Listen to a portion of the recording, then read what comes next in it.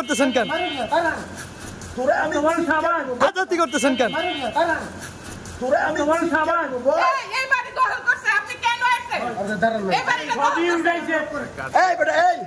আপনি রাখেন।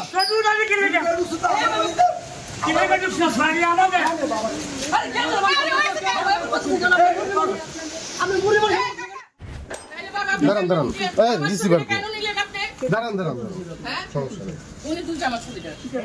আচ্ছা এদিকে আসুন, আপনার নামটা বলছেন কি কি হয়েছে বলুন, কিছু বলুন।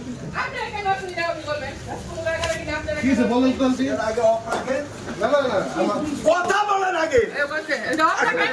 দাঁড়ান না আপনি সরি বুঝালেন কেন? আপনি আগে কথা বলেন। চালান করতেছেন কেন? সবাই আপনি আগে চালান করতেছেন কেন? চালান করবেন না, ভালো লাগলো। সরি বুঝালেন কেন?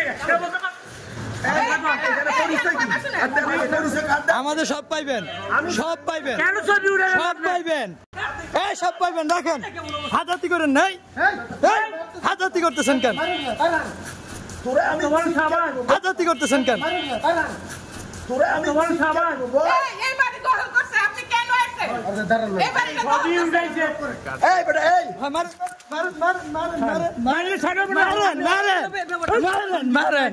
সব হইব, সব হইব।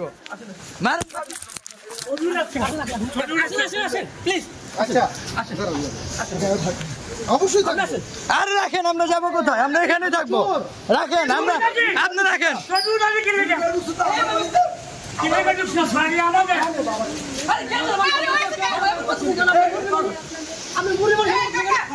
আমি তো ক্যামেরা চালাই, আমার কাজ হচ্ছে ক্যামেরা চালা। তো ওনাদের ছিল এরকম যে ক্যামেরাটাকে কিভাবে আক্রমণ করা যায়, ক্যামেরাটা কিভাবে বন্ধ করা যায়। তো এই জন্য আমার কালার ধরে আগে টানাটানি করে যখন দেখছে যে ক্যামেরা আমি নিতে পারতেছে না, তখন আমার উপরে মনে করেন প্রচুরভাবে মারধর করে, আমার লাঠি দিয়া দিয়া এবং আমাদের যে মাইক্রোফোনের যে এগুলো দিয়ে আমার মাথার মধ্যে শরীরের মধ্যে বিভিন্ন জায়গায় আঘাত করে। তারপরে মোটর সাইকেলের স্ট্যান্ড দেওয়া পর্যন্ত আমাদের দেওয়া হয়, এই যে বাম্পার দিয়া, এই বাম্পার দিয়ে আমাদের মারে এবং আমাদের প্রায় 2.5 ঘন্টার মতো একটা ইসের মধ্যে একটা আপনার কি বলে এটারে হুঁশিয়ারির অফিস রুমের মধ্যে আমাদের আটকায় রাখে 2.5 ঘন্টা। সাবেক পুলিশ ছিলেন শাহাদাত ওনার নাম। উনি মানে অকথ্য ভাষায় গালাগালি করে, ওনার ওয়াইফও অকথ্য ভাষায় গালাগালি করে।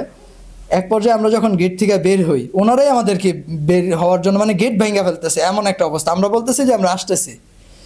তো আমরা যখন গেট থেকে বেরোই, এই আমাদের আর কি ধরলো। ধরার পরে শাহাদাত এবং শাহাদাতের সাথে ছিল শহীদ নামে একজন লোক, আরও 2জন না 1জন ইয়াং ছেলে ছিল। ওই ছেলেটা আমাদের যে রিপোর্টার ছিল আকাশ, ওর মাথার ভিতরে আমাদের যে লাইভের যে নিউজ নারায়ণগঞ্জের যে স্টিকটা ছিল সেটা দেওয়া খুব সজোরে বাড়ি দেয়, মাথা ফাইটে যায়। এর আগে সর্বপ্রথম যে ধরে আমাদের মামুনরে ধরে মানে অঝোর মারে, যার কোনো মানে বর্ণনা দেওয়ার মতো না। ফতুল এলাকার গিরিদার একটা এলাকা, ওই এলাকায় একটা পরিবার অনেক দিন যাবৎ বন্দি অবস্থায় আছে। তারা খাবার দাবার পাইতেছে না।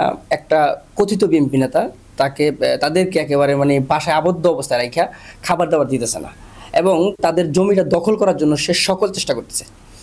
এক পর্যায়ে আমরা যে কোনো মাধ্যমে জানতে পারি। জানার পর আজ যখন আমার 2 সহকর্মী সহ আমরা যখন ওইখানে যাওয়ার পর ওই ভুক্তভোগীর বাসায় বলতে তার যে কারখানা 3% একটা জমি, ওইখানে যাওয়ার পর উনি খুব কান্নাকাটি করলো, আমাদের সাথে বললো বিষয়টা। আমরা জাস্ট হচ্ছে তার কথাগুলা নোট করার পরবর্তীতে এর মধ্যে আমাদের একজন সহকর্মী মামুন ভাই যখন ভিডিও করতেছিল, ওই যে স্পটটা ভিডিও করতেছিল, তখন ওই যে হামলাকারী যিনি আমাদের উপর হামলা করছে তার নাম হচ্ছে পুলিশ শাহাদাত হিসেবে তাকে এলাকায় মানুষ চেনে। উনি এলাকায় ত্রাসের রাজত্ব কাম করে। উনি নাকি বিএনপি নেতা, আমি পরে জানতে পারছি। তো ওনার ফ্যামিলি হুট করে আসলো, আচমকা সবাই আসলো, প্রায় 10-15 জন একটা অবস্থা আইসা মানে আমাদেরকে খুব এক কথায় মামুন ভাই যখন গেটটা থেকে বের হইলো তাকে নিয়ে মারধর শুরু করলো। এর মধ্যে যখন আমি মামুন ভাইকে প্রোটোকল করতে গেলাম যে ভাই আপনারা কেন মারতেছেন, আগে তো আমার কথা শুনবেন, আমরা কেন আসছি, কী কারণে আসছি, আমরা তো আমাদের কাছ থেকে তো আপনারা জানবেন বিষয়টা। এর মধ্যে আমার উপর হামলা, আমার উপরে একের পর এক থাপ্পড় দেওয়া হচ্ছে, আমাকে মারধর করা হচ্ছে।